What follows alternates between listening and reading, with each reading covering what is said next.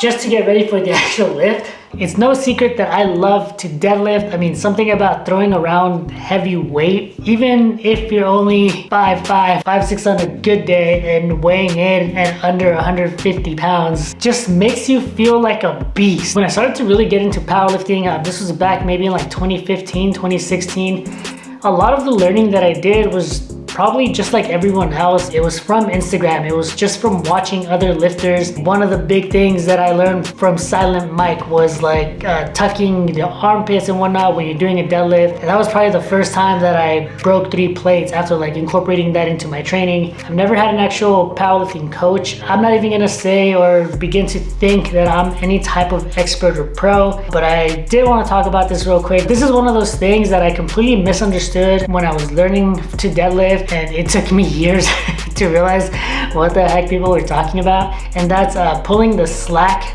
out of the bar when you're about to do a deadlift. Now I have 2 setups behind me. One is an actual deadlift bar, and this one right here, it's a power bar. And so I'm just gonna show you real quickly what pulling the slack out means. And also what I thought pulling the slack out meant. And I just thought it was kind of funny, so I figured I'd jump on here and just share this real quick. When I was learning how to deadlift, I was doing it at a commercial gym, so it was a 24-hour fitness. I was learning how to deadlift on a power bar. It wasn't specifically a deadlift bar, so that's one thing to keep in mind about pulling the slack out. Pulling the slack out is when you lift the bar just enough to where you're removing like the bend and the flex before your actual lift. So this is kind of what it looks like on a power bar.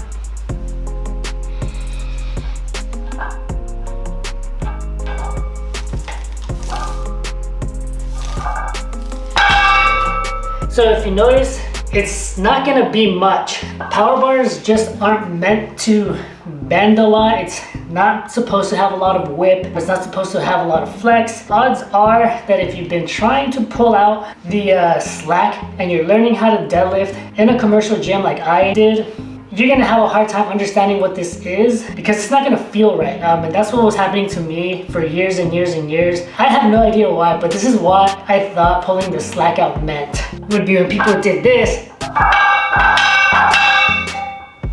just to get ready for the actual lift. Yeah, that's what happens when you don't have an actual coach. You know, you kind of misunderstand what things are. But anyways, now let me show you what this looks like on an actual deadlift bar. On a deadlift bar, pulling the slack out is going to be a lot more noticeable, and you're actually going to be able to feel it way more than you would a power bar. The deadlift bar is thinner and it's longer so that it gives you more whip, more flex. So there's definitely going to be some slack to pull out of it right before you do your lift. Let me show you what this looks like.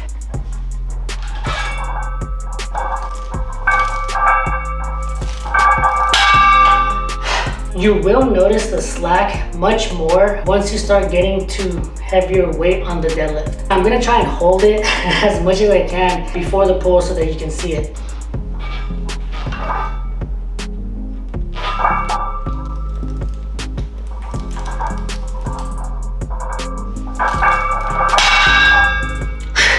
You will notice some of that slack on a power bar once you start pulling a bit more heavier weight, but until then it will be a little bit tricky to get a sense for what it feels like to pull the slack out of the bar, so just keep that in mind. It really wasn't until I got a deadlift bar and it was like maybe 2 months into working out with it that I was like, oh dang, that's what pulling the slack out means from a deadlift. So I just thought I'd hop on here and share, especially again if you're learning just like I did, like off of just watching other lifters primarily.